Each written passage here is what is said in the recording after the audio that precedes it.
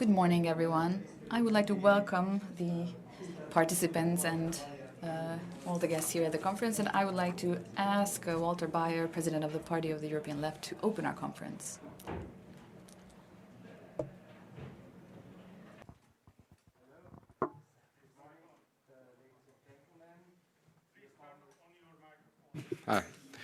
Hello, good morning, ladies and gentlemen, dear comrades and friends.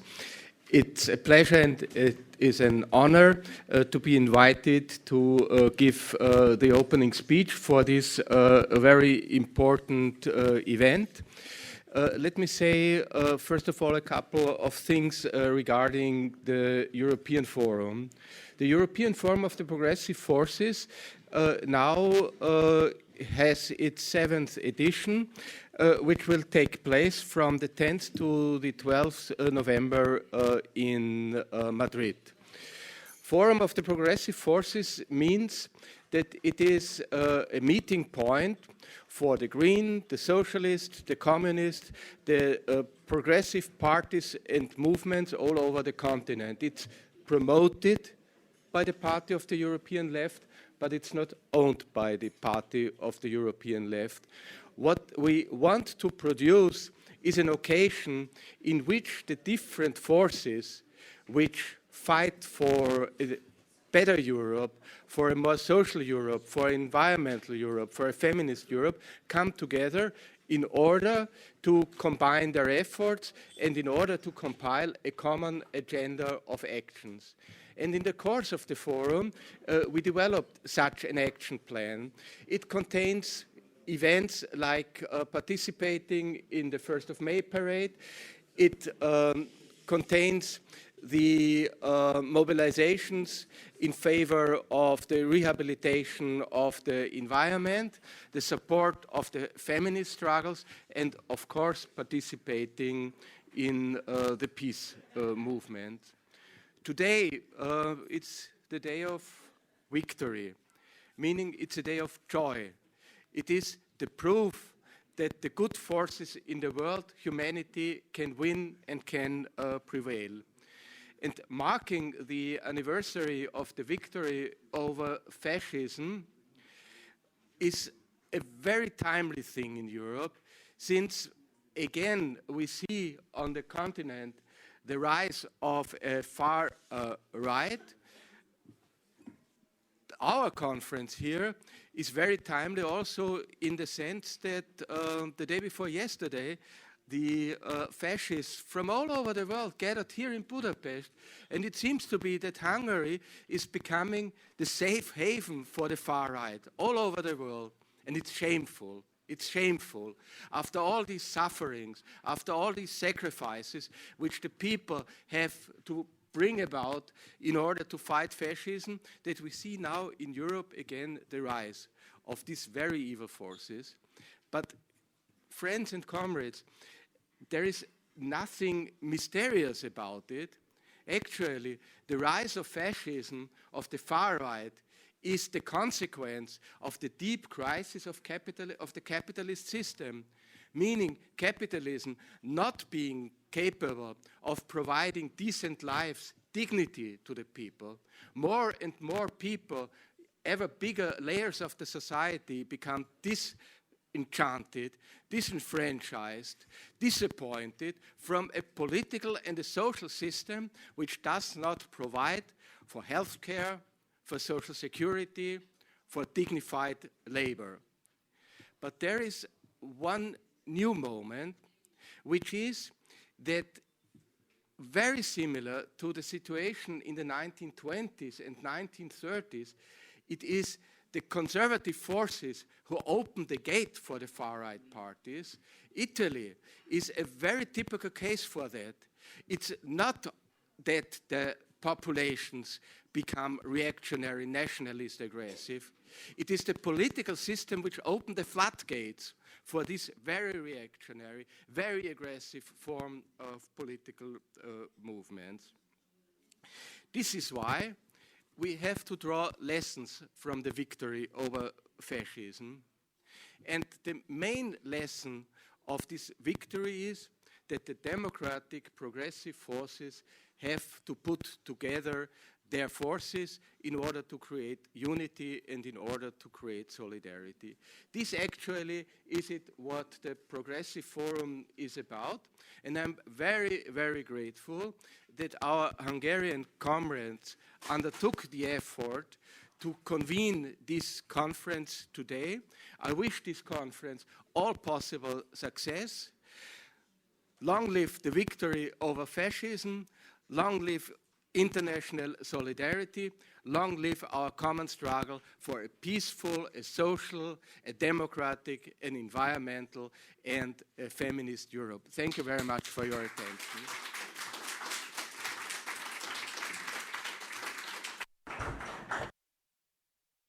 Thank you very much, Walter Bayer, for this very concise but very just introduction speech.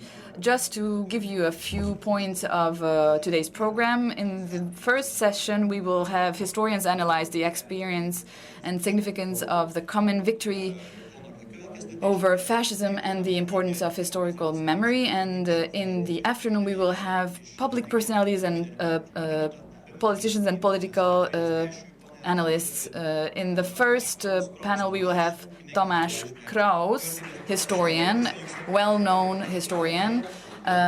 Please take the floor. And after him we will have Viktor Kiss, political scientist.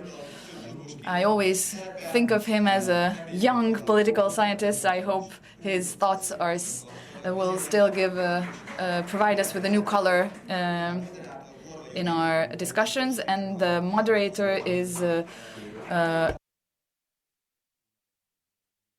Judith Morva, and please let me thank in advance for the panelists of the afternoon. We have Eleonora Forenza, former member of the European Parliament from Italy, Maita Mola,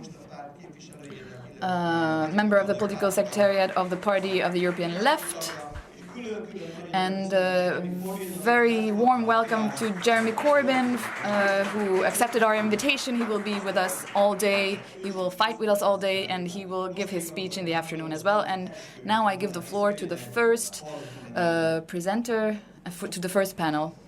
The floor is yours.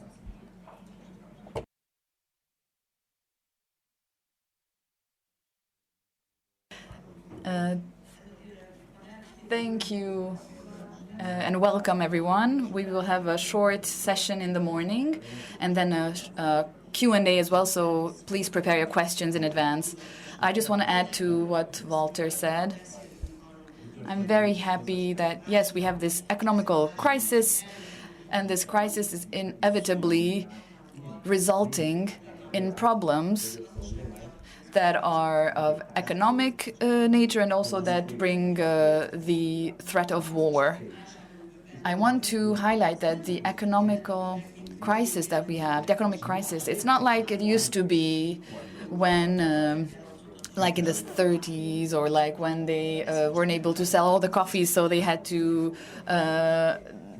heat the engines with coffee beans, but it's a completely different crisis. There are a lot of people who are not able to find employment, to provide for their families, who would need a proper and decent job, but they cannot find any possibilities. And the result of this, that economic growth cannot happen, cannot go on. It's a typical capitalist crisis. We have to recognize that. In a socialist country, this would not happen. This could not happen. So it's important to draw the attention to this, that the capitalist system in which we live should be ended soon, and socialism is knocking on at our doors, and we should try to let it in without entering into a great war.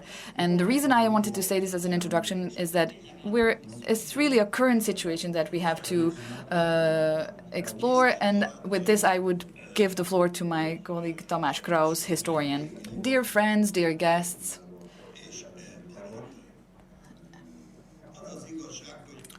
and comrades. My task is easy and difficult at the same time, because it's not an official speech that I have to give you as a historian about on the day of victory, about the victory, but I have to raise issues about it. I have to challenge this idea, this situation. And there are many problems, many issues. I will talk about 4 or 5 of these that are still relevant to the day of victory. 30 years ago, if somebody said anywhere that the 8th of 9 of May, the day of victory, is with the participation of the Red Army, they were able to overcome fascism and Nazism. They destroyed Nazi Germany, and the Red Army was welcomed with relief that as something that helped end fascism and Nazism. Today, there are no forums where one could say such a sentence without being criticized for it. And without bringing up something really encrusted in the past. But at the same time, I think that this forum, however, is a place where I could say this sentence, and where it's important to say this, because if somebody is talking about the day of victory, we are talking about peace. It's always been like that, and it is like that today as well. But the raison d'être of today's meeting is that we are in a war, a period of war, in an age of war, from which we don't even see the exit. We don't see we don't see the light at the end of the tunnel yet. I don't want to have a debate with you, Judith, but the agenda here is not letting in socialism knocking at our door, but our agenda, our objective is not to be thrown out by the imperialists from the boat from which they have been able to cast a lot of other peoples overboard. So I'm more pessimistic about this. I do raise the question about, or the subject of socialism, but when we put socialism and the destruction or eradication of humanity on the same balance, we see that there are different questions. What we have to understand is, why isn't socialism our agenda? Why do we have to talk about other agendas here? And I would like to raise a couple of points. Naturally, anti-fascists today do not have the task to indoctrinate people about the necessary efforts to avoid Nazi dictatorships in Europe, because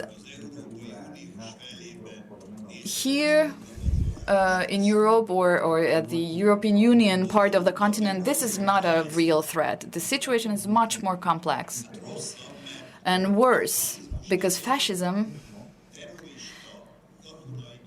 is not a terrorist military dictatorship. It's not in that form that we see it. But today we see that it's part of mainstream political powers, mainstream liberalism, with the cooperation of mainstream liberalism, with mainstream conservatism, with the help of the European Parliament, they have contaminated the thinkings of European societies. Madame Baerbock, they speak the language of Nazis. They talk about the Western garden and the Eastern jungle. Others talk about destroying Russia. The last time this was said, it was about Nazis. I mean, these are real threats. The war. So what is the ideology of European Union that is universally accepted in the European Union? Well, we have to say that it's Russophobia that is the ideology that is most supported, most widely supported, which I think we haven't seen this since 1936 at the Berlin Olympics, or in Munich in the 30s. The parties that claim to be of the left, although I'm not sure that they deserve this description. I mean, they do say that they have some sort of leftist heritage today, but these parties were backing the Convention of Munich to get to an agreement with Hitler. I mean, this inciting war is something that we can see that it's happening today, not just in Hungary, but it's happening in Europe as well. And it doesn't mean that any person from the left would want to protect the system of Putin. It's not at all that. Us who are anti-capitalists and leftists from the left, we know exactly in what the Russian oligarchic system is rooted. I mean, it's not, we don't want to protect that, we are not defending that, but we are not letting our culture, our peaceful conditions, environment being destroyed by these ideas. We see that Russia, in any form that it should take, is impossible to be eradicated or eliminated, whether it's socialist, capitalist, or Tsarist, I might add. It's not possible to destroy it, to eliminate it. And I don't care who else is saying this in Hungarian politics. We have to stick to reality. We have to be realist. I think that the conclusion of the big homeland protecting war, we have to say that if we are trying to fight this, that we are just extending fascism in our continent. It was what was happening when the socialist leadership was still sticking to their non-realistic ideas at the early stages of the war. We have to say that this new commemoration policy and politics that the left has to face is defined by the European Union. It's European Parliament who is creating the decrees, the decisions, putting Stalinism and Hitlerism in the same category. They are identifying these two. So what are we even talking about?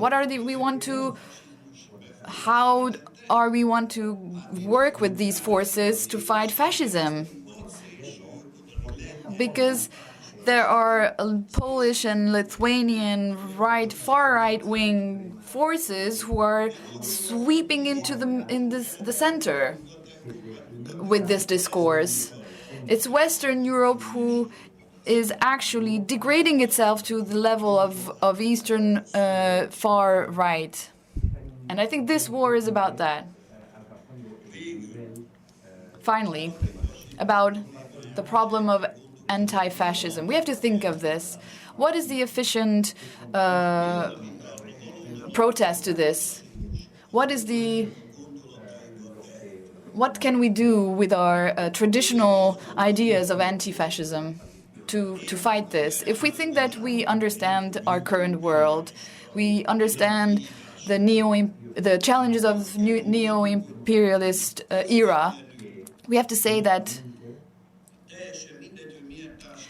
regardless of what social or civil environment we are in, we have to somehow proclaim the alternative to the capitalist system. There's a philosophist of he's well known mostly in Latin America, maybe not everywhere in the world. He had 4 or 5 big statements big challenges that do not have a solution in capitalism.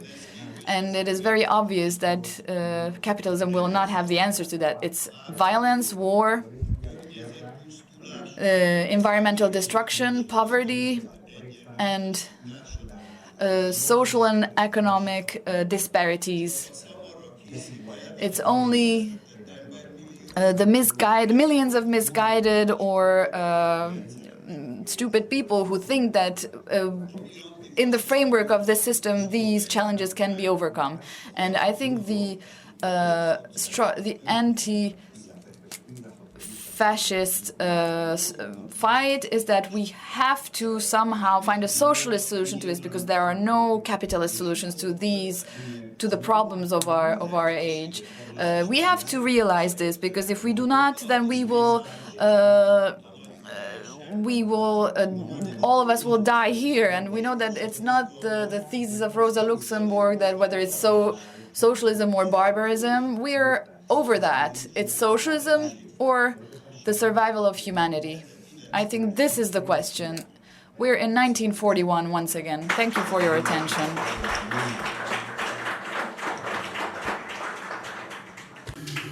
Tamás, nagyon köszönjük. Akik itt élünk Magyarországon ismerjük. Thank you, Tamás. We who live in Hungary, we know Tamás and his work. And I think that he's in great shape and he is representing the values and the position of the real left in a really adequate way. So I would like to give the floor to Victor, our young political scientist. Good morning, everyone. Thank you very much for this invitation to this Congress and conference and commemoration. I would like to speak very shortly about the topic of the fight against fascism. What do we mean by this? We can see two current trends in the world today that in the last 50, 60 years were not very common since the Second World War. One of these trends could be qualified as the normalization of fascism. This appears in two different forms. One is that we see in many political systems that certain extreme right-wing parties are kept alive with the purpose of having a Nazi party, a fascist party, and just to be able to show that we are not them. And we can actually parade in our role of not being the fascists. In Germany, it's the AfD. In Hungary, it's the party called Mi Hazánk, Our Patry. And this is what allows the normalization of extreme right thinking in the background. Just think about what happened, what were the processes behind the refugee crisis. We see that all of Europe is actually repeating what Viktor Orbán said in 2016, that refugees need to be kept outside, that we need to assess their demands and requests outside of Europe, that we need to build fences, that we need to push them back into the sea and return them to their homelands. So the whole of Europe actually adopted this way of thinking. Another trend that we are seeing is that many different types of phenomena is qualified today as fascist or extreme right. There is no simple way of defining what fascism or what Nazism is today. We can't really define what it means to be Nazi or fascist, and it's very confusing when we start a fight against the traditional neo-Nazi, neo-fascist organizations. I feel that it is justified combat and fight, but I think that we do lose focus because we are fighting against people who are completely out of their minds, so to speak, and that who will never have any political influence. Whereas we are not fighting and not competing against extreme left representatives of parties who are actually adopting fascist ideas. So this is why we need to think about this when we define fascism. Sometimes it's full of anachronisms, And it's not an accident because we associate old phenomena, historical phenomena, with Nazi, fascist, extreme right-wing thinking. But what is it today? How could we define it today? How could we define this thinking? For example, when someone says that they have nothing in common or they have unlimited rights as opposed to the rest of humanity. This is fascism in the 21st century. We could see the first example of this during the coronavirus pandemic. Just remember, in the first days of the pandemic, the West, who claims to be humane and engaged in the fight for social rights, actually everyone closed their borders, and they were only concerned about the health and the survival of their own inhabitants. Everybody was claiming that since we are rich and since we are a progressive society, we have the right to access the vaccine earlier than others. So this is a good example for modern-day fascism. This is when we think that we have some rights compared to the rest of humanity and other countries. And we see that the left rarely speaks against this. We are struggling to actually pinpoint the problems of this kind of thinking, while this trend is gaining more and more momentum in the West and in the US. So what can we do against fascism? I think that we need to talk about three things. The first, I think it's time that the left get organized in a global way.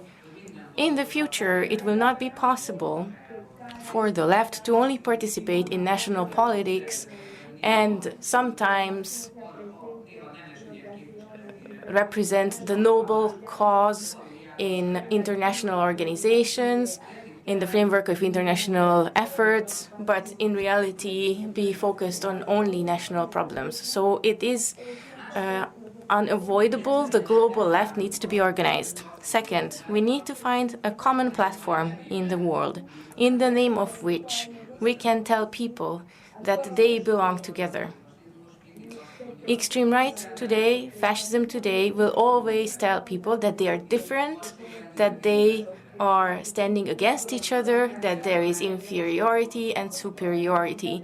So the left needs to find the platform based on which we can tell people that they are equal, that they belong together. And I think that the left often makes a mistake when it associates this kind of platform to the traditional Labour Party platforms or communist platforms. I think we need a new modern way of telling people in the world globally that we are the same, that we belong together, and that we will not allow to be divided. And I think that the traditional leftist discourse is not adequate to do that. And I think it's time, thirdly, to do something about the reform of international institutions. It is not viable that we live in the European Union and we cooperate within the European Union, while in this European Union we see a huge democratic deficit due to the institutions' activities, while the fascists are actually speaking against the impotence of the European institutions. We should be the ones who are raising our voice to reform the European institutions and make them more efficient. And as Professor Krauss has mentioned, this has a European dimension. I think that we finally should recognize, even in the west of Europe, that what us in Central and Eastern Europe have already recognized with the help of many young scientists and historians, such as myself, that the racist movements against Eastern Europe and Central Europe are gaining some momentum. So in the West, there is this superiority complex towards Eastern Europe. Very often, left-wing politicians and representatives of the intelligentsia come to Eastern Europe. But my question is always, what do they return with? So how do they return to their homes? How can they change the way that they look at Eastern European countries? How can they put an end to this superiority complex? How can we stop this sort of condescending way of looking at Eastern Europe, because it plays into the handbook of fascist organizations? Thank you very much for your attention. I think that all the important topics have been mentioned, except NATO. Yes, this was very funny, the way you put it, but I think we should talk about this. I would like to draw your attention to the fact that despite the fact that the European left is against NATO, currently it is not disbanding NATO that we support, but extending NATO. That's our goal. This would be very important to tackle, and I would like someone to speak to this topic. And if there are any questions for our speakers, please don't hold back. Ask for the microphone. So we will start with Krista.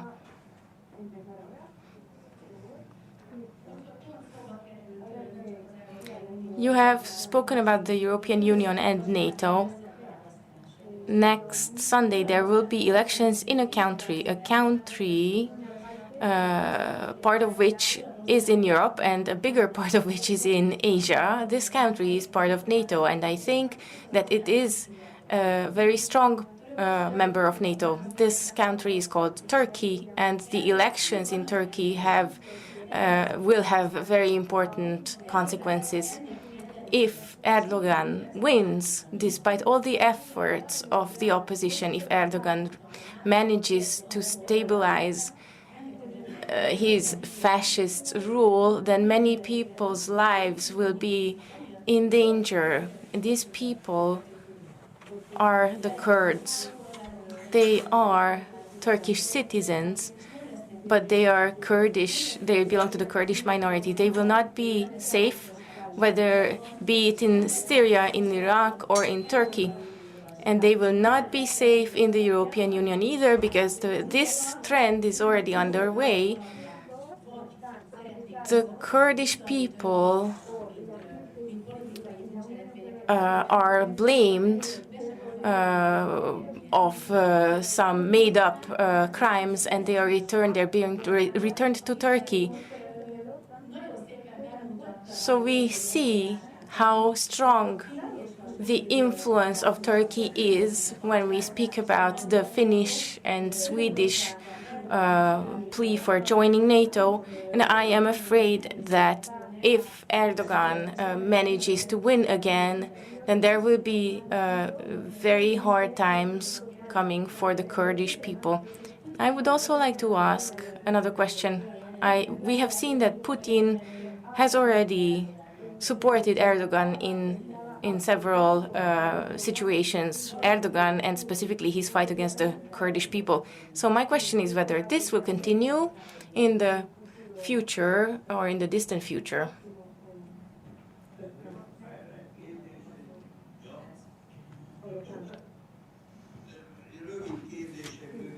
So short questions, short answers, right?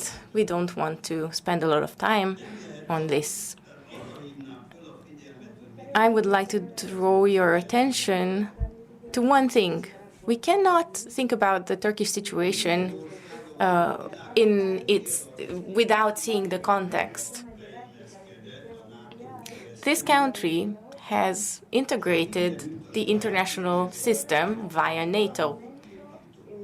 And this country is supporting policies that are killing hundreds and millions of people. Have we ever seen more bloody policies than, for example, the British Empire's way of dealing with the provinces or the colonies, or let's think about the Dutch. So if we see what the Turkish are doing against the Kurds, we see that the European Union is actually sort of supporting this because Sweden and Finland have agreed to compromises. So what I wanted to say with this is that it does not only depend on Erdogan and the elections in Turkey, because it has to be seen in context. As Victor has also said it very rightly, we need a global strategy against this. Every single state has their own responsibility in preventing Turkey from doing this. And if there is an alternative against Erdogan, will it be viable at all? This is also a question that we don't know the answer to. And to finish my intervention, you all know the bloody history of the United States of America. We can mention Iraq, Syria, Vietnam. They have bombed half the world. So their influence plays a huge role in the fact that movements that target genocide and genocidal policies will we cannot ignore the role that they play in this. The military alliance that is NATO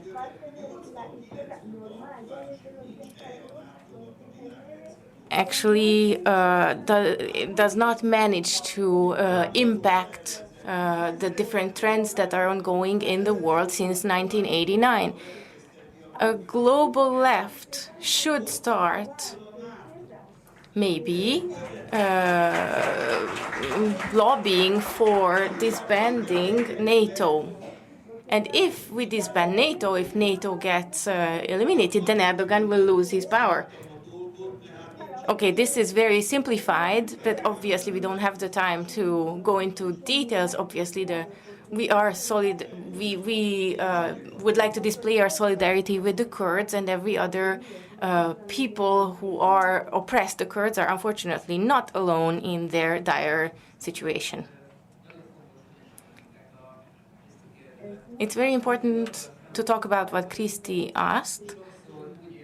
I feel, and often I feel, that it's not so simple. We can't simply say that capitalism is going through a crisis and in some way we need to deduct our actions from this crisis in capitalism. I fear that this way we can only make the situation worse. It seems that the world is somehow sliding into a situation in which the structure of this world is transforming into a fascist system. Maybe my colleague Tamás Kraus could say more about this, but I think we could compare this to the times before or leading up to the First World War. Yes, we could call this nuclear war, among other things. I don't know where in this story we are at this point of time, but when Sweden and Finland, and especially Sweden, they start negotiating about Kurds in exchange for being allowed to join the NATO, and I think that this shows us how deep we are in this very dark trend, and our goal, our job should be to stop this. And if we look at climate change, I think that we might realize that we can't stop it anymore. And if we make the same mistake regarding fascism, racism, and war, and if we can't stop any of these processes and we slide into this very dark hole, then I think we are facing very, very difficult years to come. Thank you. My name is Károly György. I have been a trade unionist for 35 years. I have worked also on the international level of trade unions. I do not want to get into this topic because it would be very long to discuss every aspect of this. But I do agree with Victor in saying that we need to organize a global left. Another question, how we define the left, but this would be the topic for another conference. We need to find our common platform. This is really the basis of everything, but to be able to organize or get organized globally, us here in Hungary, we need to organize the Hungarian left. This is where we need to find the keywords, what ties us together. This is the only antidote to fascism. And to give you an example, last year we finished a 2-year project that was supported by the European Union. What does extreme right and populism mean in the workplace, and what the trade unions have to do about this if they are present? In many cases, they are not present, but the trade unions have a role to play against populism and fascism. And this is, again, something that you can start with when you start organizing the left. What I wanted to say is that I am here today, and what I expect from this Congress today is to find specific points which will help us work together in organizing the global left today or tomorrow. And for this, we need to define what we mean when we say left. And we need to be inclusive and not exclusive. Thank you. Tamás? I'd like to react very shortly. And we do have the specific points that will tie us together. The anti-capitalist left, however we define it, in all of the countries. If you look at the political programs and plans, there are 4 or 5 basic points that we all agree on. We need to surpass capitalism. For example, it cannot be the basis of the system.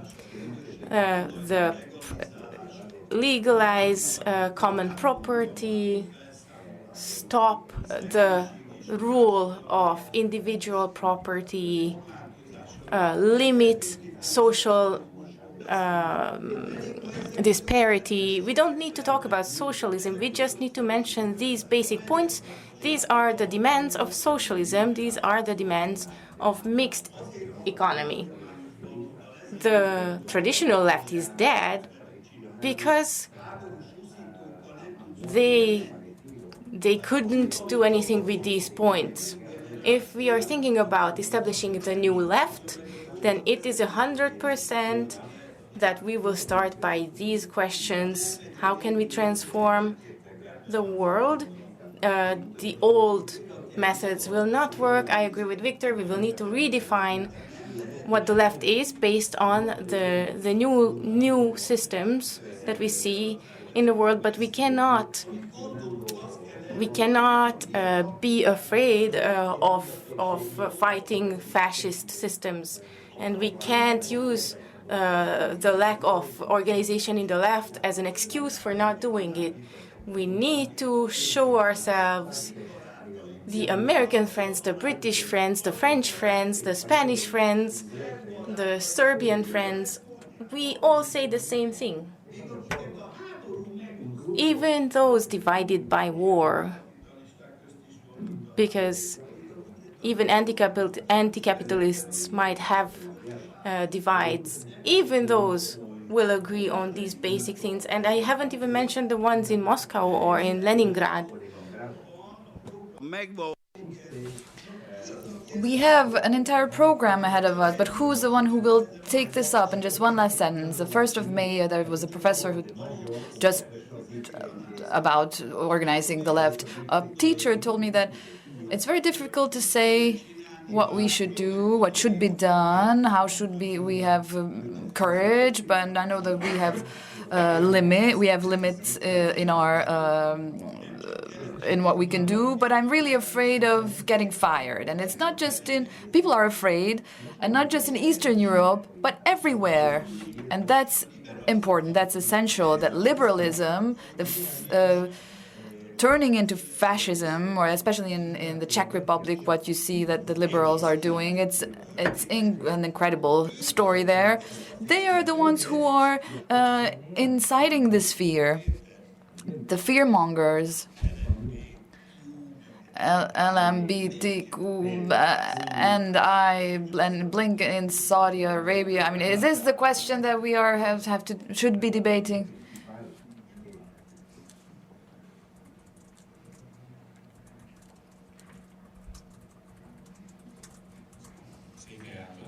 My name is Arpad Székely. About the question of the NATO, I just have an additional thought that I would like to add. Helmut Schmidt, before his death, wrote several books, and in one of them he said that a good European politician cannot be ignorant of European history since the end of the war. At the same time, after the 30-year war, every war had an ending except for one, the Cold War. There was no rearrangement, no peaceful regime that has been established at the end to close the Cold War, and the NATO is really a pillar of this, or an emblematic pillar of this. When they signed the CFI agreement, politicians concluded this accord as if the Warsaw Convention had been still in place, but it was not the case. It was just not NATO who was still there. So it's a key question,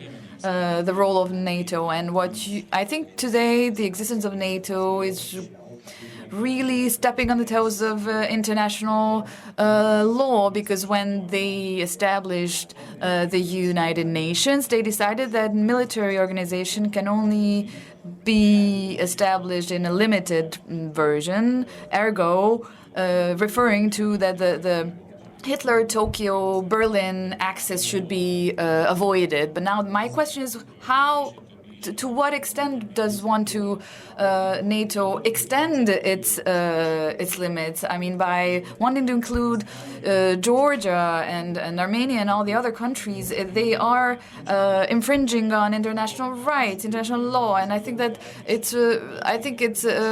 they are going against also the European peace order by doing so.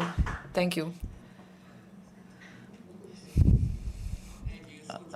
I would like to react to this and to the question of the NATO.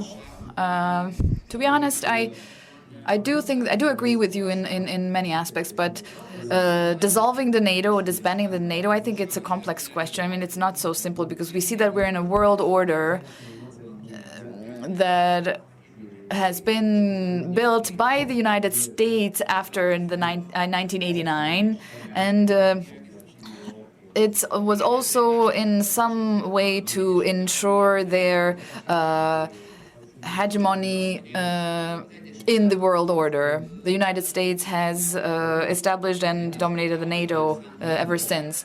But I think that they have not calculated the consequences of the processes that they have launched in 1990s. For instance, one of these processes had, as a result, the strengthening of China.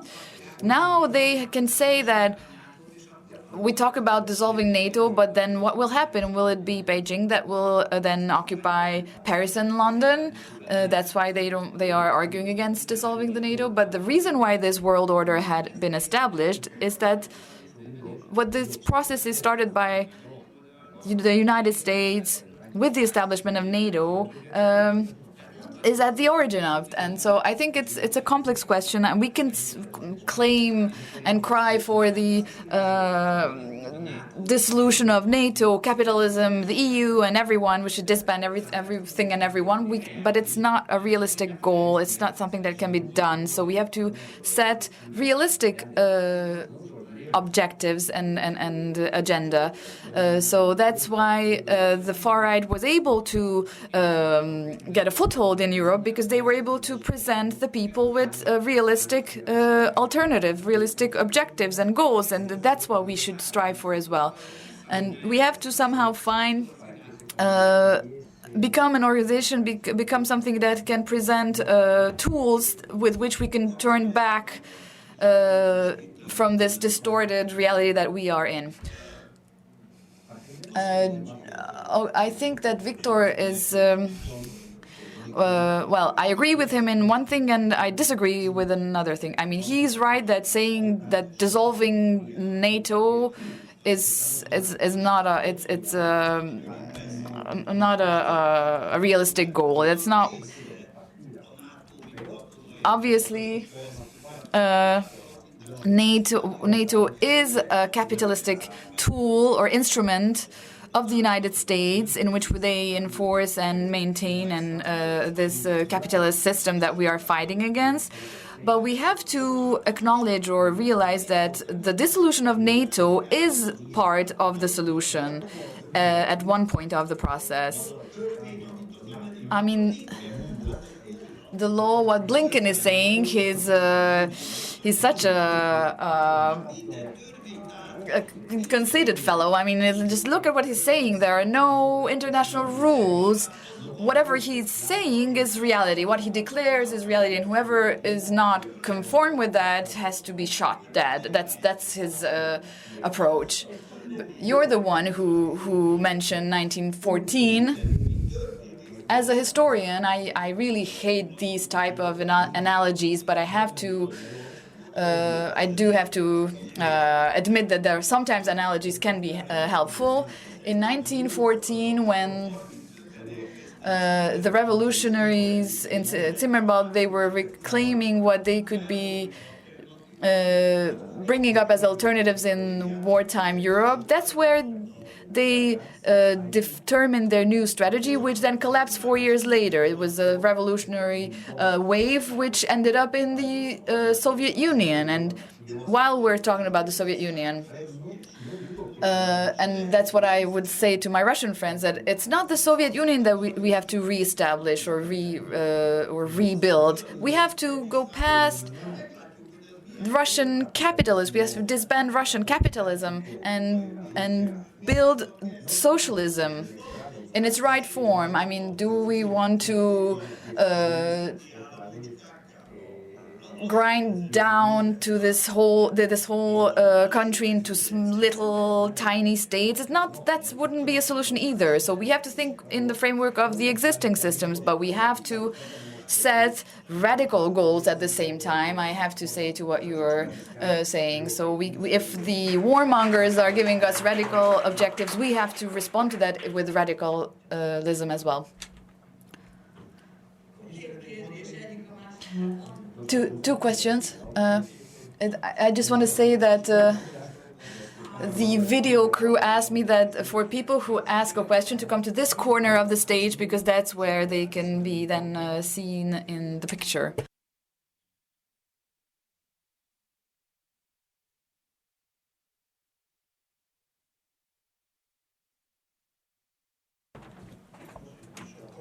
About fascism, I think we have to take into account certain historical traditions.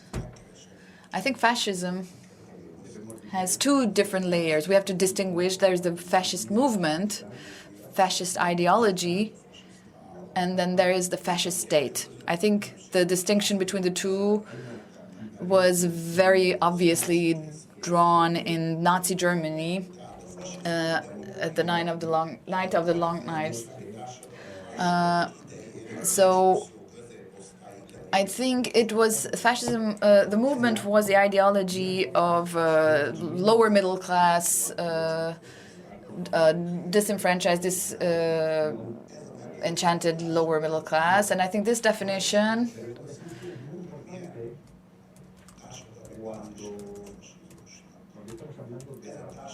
and I think it's very important to see what the social basis of fascism is in these historical examples. And I think that in the capitalist state there is a very strong basis.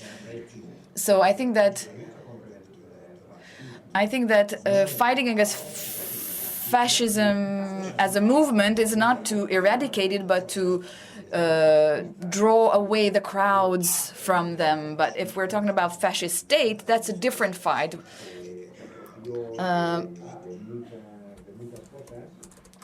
At the Night of the Long Knives, we've seen that there is a different way to fight against these. And I think that the fascist state, there's the labor-based state, that the German state, the way they put it, Arbeit macht frei, that the work liberates us. And today they say the same principle, I don't want to name the person, as we have to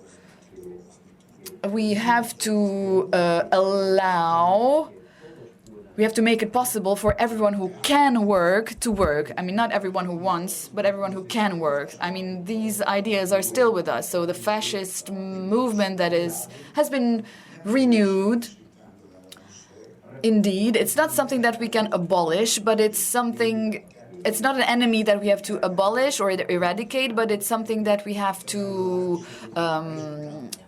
overcome or neutralize by taking away their support. And I think about the question of NATO, I agree with people who claim the dissolution of NATO. I think that is something that we should be claiming.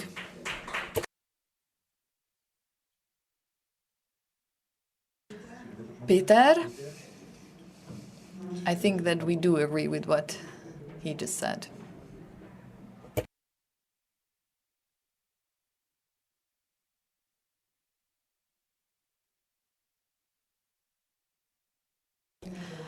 Hello everyone, my name is Péter Csékádár. I'm not the one who will establish the global left or who will organize it, but in the small town where I live in Sárospatak and on Facebook,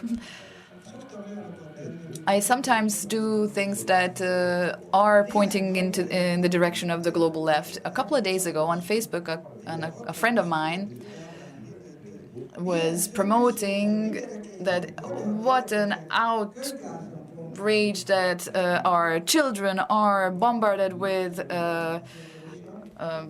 tear gas.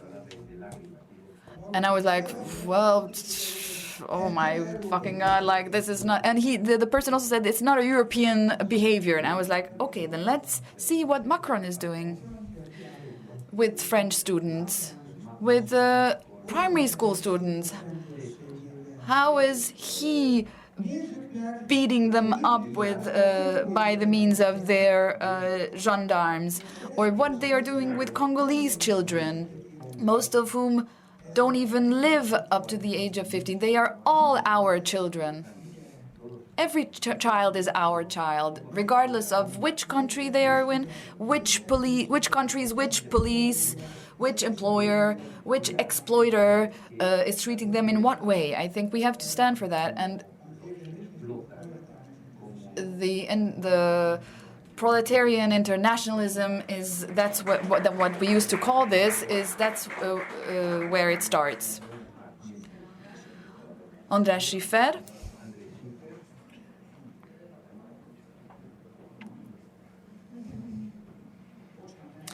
And I'm sorry, I didn't think that I was going to speak here, and especially I haven't thought of debating with Victor, but I think we cannot confuse two things. I think the unilateral exit of Hungary from NATO and dissolving NATO are two different things. I mean, from Hungary, it's not realistic to ask for or claim the dissolution or disbanding of the NATO. But I think that if we are confused, we shouldn't also confuse EU and NATO. I think it's I think the weapon of the global capital is called the United States. And so NATO is their weapon in this, and it's about American imperialistic efforts that they serve. But I think Europe's strategies are different from the Russians and the Chinese and the Americans as well. So this could be a strategy and a claim of the European Union that we should become individual players on this playing field. And it's not this solution of the EU and the NATO that we have to ask for, but we have to transform the European Union. The question is, can we liberate the EU from the rule of the global capital put in play by the imperialistic intentions of the United States? So do we want to preserve the European Union? Do we want it to liberate it and to have it independent from American capital and capitalistic intentions? Next question, Maite. I will react at the end, says Mr. Kraus.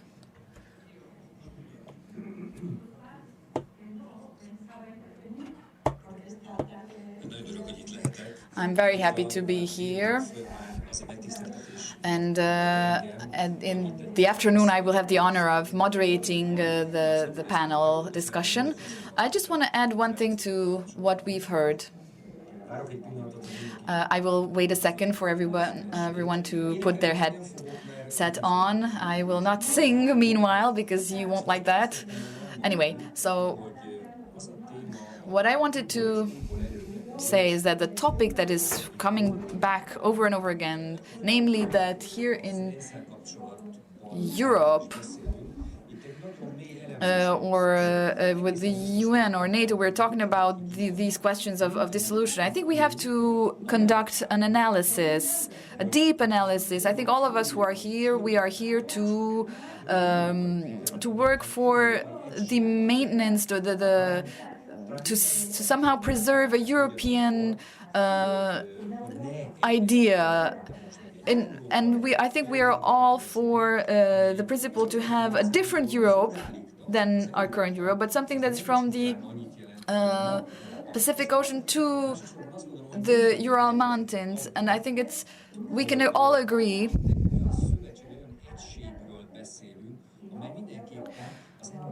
the Atlantic Ocean and the Ural Mountains, but we have to. So I think I'm in a more constructive approach. I think we need a Europe that serves all of us. It's not a Europe that only supports the United States, that only relies on the United States, and thus supporting capitalism. The question of the NATO, I think it's obvious that in our days,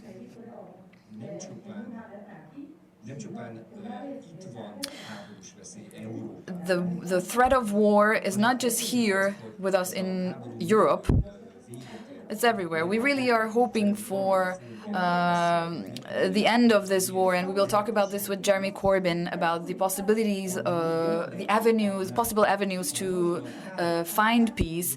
But I think that the current form and activities of NATO is very it's very harmful. I mean, what will happen after that? Will it be after the war with Russia? Will it be a war on Chinese seas in order to avoid further conflict, global conflict? I mean, I think it's a complex question, but we have to approach it. And I also do think that one of the solutions should be the dissolution of NATO.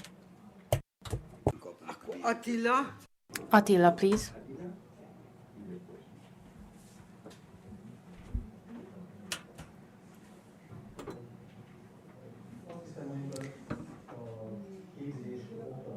I think when we talk about trainings or education, this is the place to discuss that, because we have political scientists, we have historians, we have excellent scientists who are here with us today. And I think that against fascism, The only way to act in an efficient way is if we act in education. I have really terrible experiences regarding the new generations. You know, in the old times, there was a joke. If you asked children if Hitler is a rugby player or a basketball player, many of the children actually picked one of the two options. So I think that education and history education is on a catastrophic level. And I think that we need to develop some sort of concept or a new concept to change this. And I think that everyone who works in public education, every thinker, every philosopher needs to act. Because if we do not do this, then we can organize wonderful conferences in different parts of the world, and we will understand each other, even without saying a word, but the new generations will not understand what we are talking about. Thank you. Gyula Hegyi, and after Gyula, we will have time for one or at maximum two new interventions. You each have 5 minutes. If you don't mind, I will start in English. Well, Jeremy, I am chairman of the leftist platform of the Hungarian Socialist Party. We were very proud of you, and also from Bernie Sanders. 10, 15 years ago, we were very optimistic, and even young people joined our party because believing in your victory and the victory of Sanders. I hope that at least you will win soon or later in your country, and you can help us with your experience. Elnézést, hogy angolul mondtam el, de úgy gondoltam, hogy ez így illendő. Sorry that I started in English, but I think this was the right thing to say and to do. I would like to show this picture to you. I saw this in an old history book. I can't show it to you, but I can tell you what it says. The Russians need to die for us to live. This is what the Germans wrote in 1941 on the Russian front. I think that this is very pertinent even today. Many say that Russians and Ukrainians need to die because we want to sell our weapons. They need to die so that our neoliberalist ideology can live. Or they need to die just because they need to die. And I think that the conclusion that I draw from this is that it's different to condemn a system, Putin's political system or the American political system, and it's different to condemn an entire people, writers, poets. The wonderful Russian writer that got bombed and exploded a few days ago. So to say a few words about what we heard from Mr. Schiffer, I was an MEP, and I think that the biggest danger to the European Union is that the European Union will become some sort of a pay or revenue center or like a pay center for the NATO. Georgia, that is called Georgia in Hungarian right now. We're financing Moldova and Georgia instead of building our own infrastructure. Yes, we will want to fight for socialist values, but we need to be autonomous. We need to be balanced, find the balance between the US, between Russia, China, and our only objective should be to help raise the different peoples who were exploited in history, and we need to fight against any sort of phobia that we have seen in history. Thank you. Next up, we have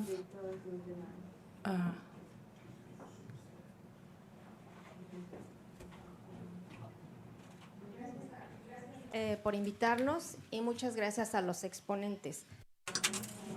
Thank you for the invitation. And thank you for the speakers and everyone who commented on what we have heard. I fully agree with everyone, and we are here today to discover how we can unify our strength on an international level. And hearing those who spoke before me, I think that this is being done on an international level. There is a crisis on several levels. We see some crisis in the UK as well. We see poverty, we see unemployment, we see privatization, for example, the healthcare systems sliding into a privatized structure. This is very concerning. About the war, I would like to highlight that I think that we will lose this war. This is a war that is being fought between the government of the USA, China, Russia, and the right-wing countries of the European Union. And I think that the majority of us agree that we will need to debate this. This is a very complex question, and I honestly think that it's very hard to understand. It's hard to understand where the NATO stands in all this and what the situation really looks like.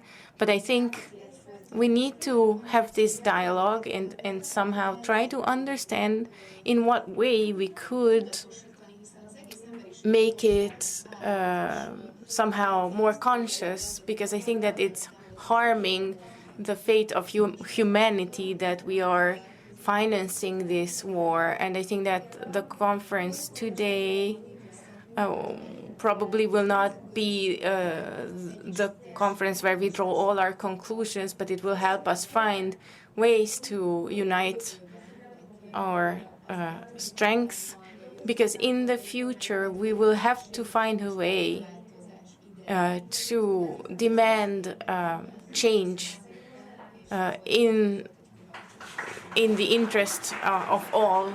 So right-wing governments will have to listen to us. And thank you, everyone. We will continue our fight. Someone at the end of the room. I see someone wants to say something. The last but one question.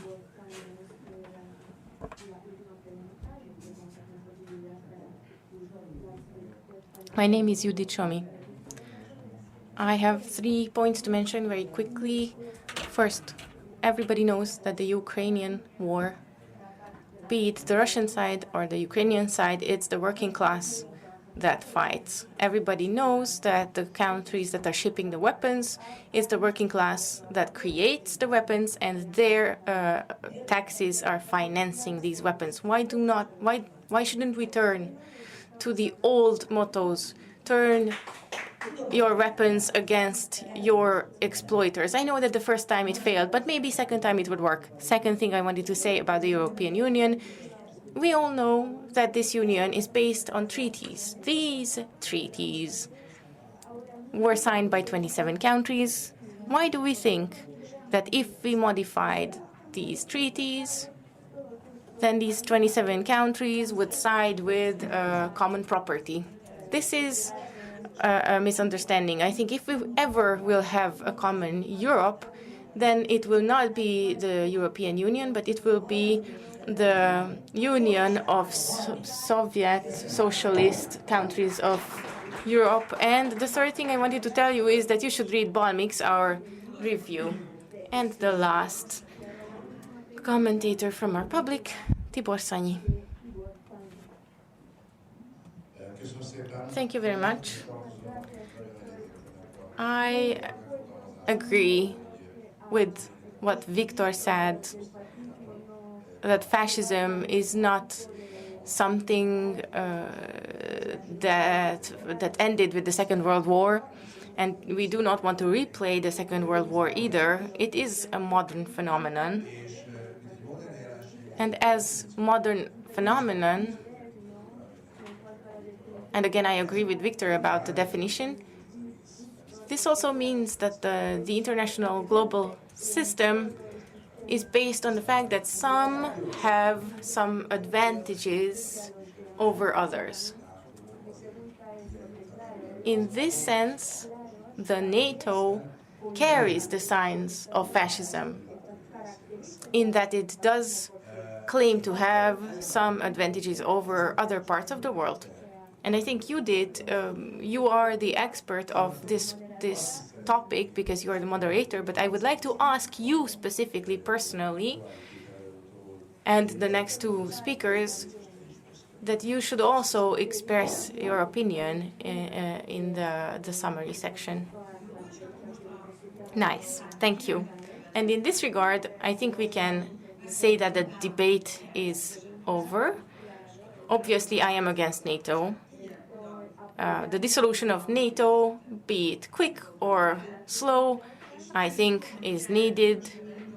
And I don't think that I need to justify it because so many of you have already said everything. Currently, being part of NATO is a danger. It's really a life or death question. It's a war. It's a fratricide that's going on between Ukraine and Russia. It's the same thing as when they basically upset the Muslim nations, and then the Muslim nations basically went into war against each other and they destroyed their own continent. So who wouldn't speak up against this? Currently, the statutes of our party contain the fact that it describes us as being against NATO, but I think we haven't done enough in this regard. So now I give the floor to Victor and then Tamás. Thanks again for the invitation. Allow me to maybe answer all questions by one thought. I think that there is a need for a debate about strategic questions and strategic decisions. It's true. However, we need to see very clearly in what questions we need to define our strategy. I have three things to say. One of the speakers mentioned that he acts and organizes locally or on Facebook. Let's ask who owns Facebook, who manages Facebook, what rules actually regulate its functioning. So I don't think that it's the best idea to act on Facebook. Second, we heard one of our speakers mention education and obviously the fact that young people should learn about history. This is very nice, but who teaches youth today? It's TikTok and other social media sites that teach the youth. So what should we do about TikTok and the other social media websites? That is a strategic question. Third thing, and my answer to András Schiffer, I think that we don't have a debate in principles. I think we have a debate in priorities. From China to the USA to Russia and to Iran, there are organizations of surveillance. Our question is whether we want to create such a military and surveillance organization and we want to compete in this crazy race, or as left-wing idealists we say that we need to establish democratic control over these surveillance organizations and we need to take this out of the competence of governments. I think that it's really wrong to demand the establishment of a European the European armed forces. I think the USA, China, Iran, Russia, and all the other alternatives need to be denied by us Europeans. And not only the military, but also the surveillance organizations need to be controlled by democratic means. Thank you. Thank you.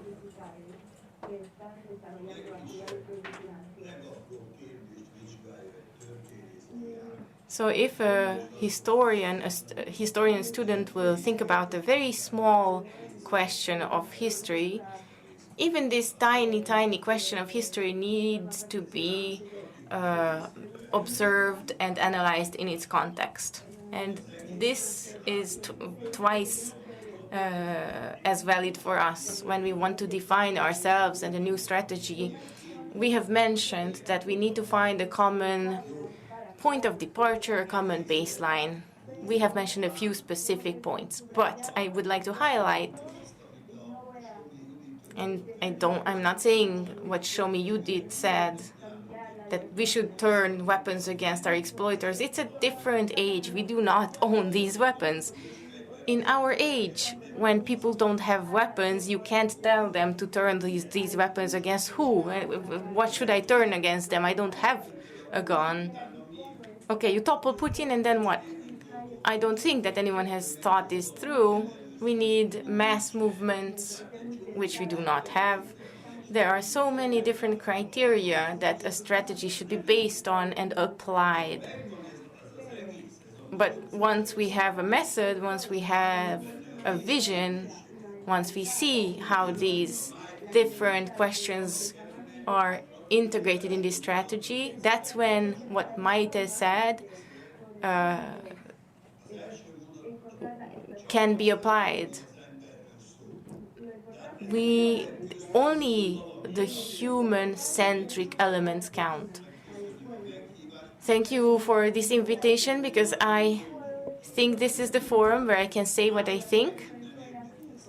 Nobody else is interested in what I think or say in this country. So this means that whatever is not about the human element, so whenever we talk about power or economy, that's not our job to discuss. We should only talk about the human element. We don't care about whether it's economically viable or profitable, or I don't have any issues with Verbok, but as Greens, they are destroying our environment with their warmongering politics. In Germany, they're stopping nuclear energy. They're not normal.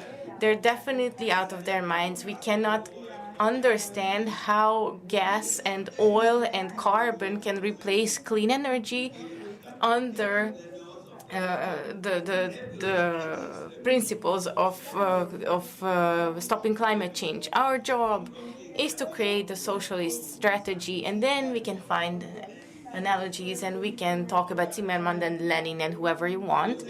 But we need to have a global and local left which is centered around the human element. And this is where I would like to finish my comment. Attila Vajnai is right. We need to somehow get closer to people. Education will be one of the means to do this. I remember in the 90s, we had a labor academy in Hungary, and not only in Budapest.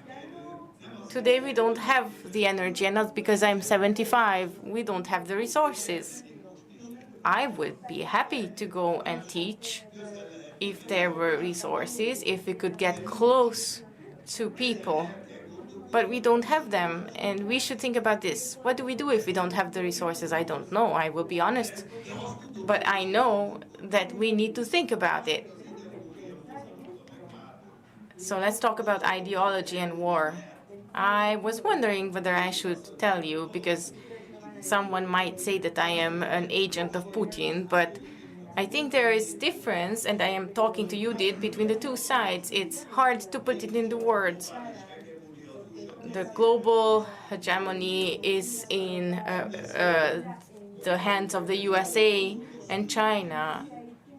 And it's never going to be better if they come out victorious of this. It's better if they lose, because then we will have more margin for flexibility.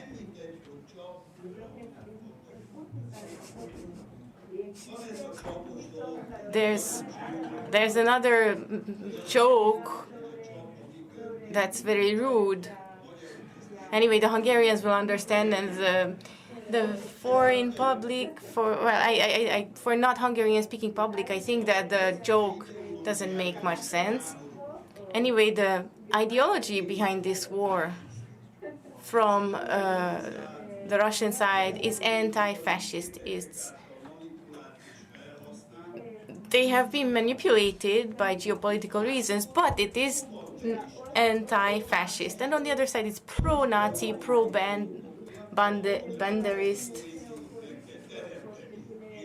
They need to create international cohesion. Yes, I understand, and I will join immediately a Bandera or an Azovist unit. But because you need to have empathy as a historian. But there is a difference. No matter how I turn this, it's not the same to bomb the monuments of the Soviet war or to protect them. Let's not be naive. Let's not be fake Democrats or stupid. It's not the same. It's not great if we think that we are completely dumb. We see the difference. And these differences need to be analyzed and assessed critically, but we cannot close our eyes to facts, and we need to analyze the facts, and that's where we need to have our basis. This is what needs to be at the basis of our efforts, because at some point Auschwitz was a European value. Thank you very much.